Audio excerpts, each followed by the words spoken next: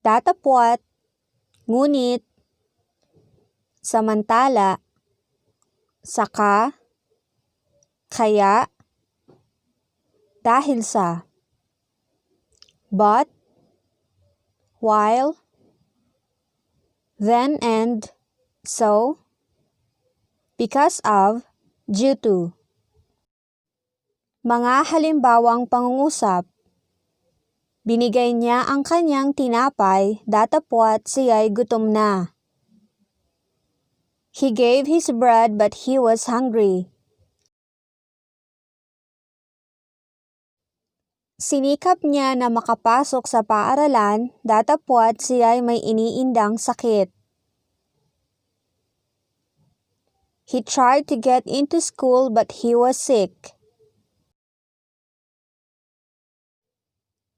Maganda ang hangarin niya, ngunit hindi epektibo ang mga nakapaligid sa kanya. He has good intention but those around him are not effective.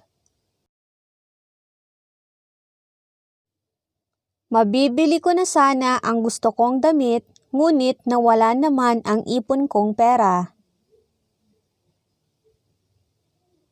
I could have bought the clothes I wanted, but I lost the money I had saved.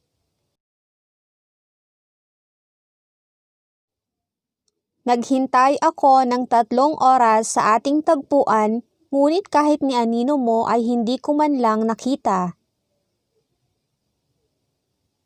I waited for 3 hours at our meeting place, but I did not even see your shadow.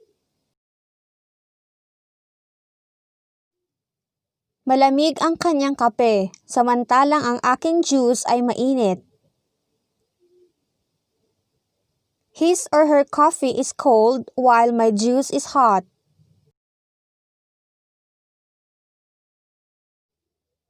Minahal ko siya ng totoo, samantala siya, niloloko lang pala ako.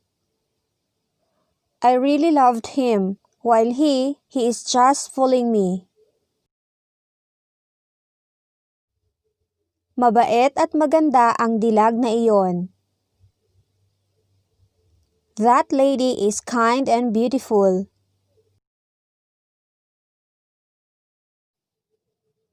Pakibili naman po ako ng ballpen at papel.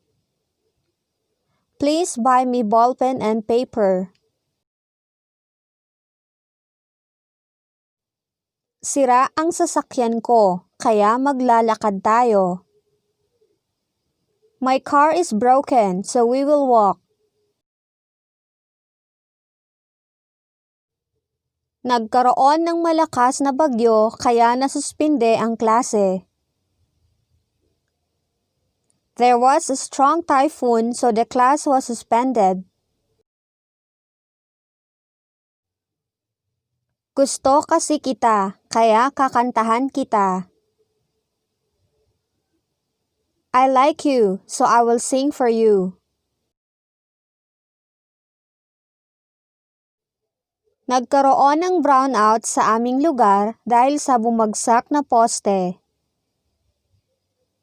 There was a brownout in our area because of the fallen pole. Dahil sa sobrang traffic, maraming tao ang nagalit. Because of the heavy traffic, many people got angry. Dahil sa masamang gamot, napariwara ang buhay ni Luis. Because of the prohibited drugs, Luis' life got ruined.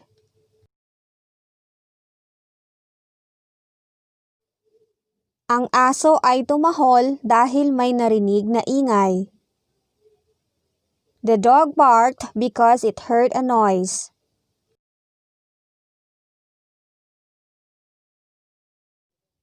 Dahil sa kanyang pagtatyaga, nakapagtapos siya ng kolehiyo.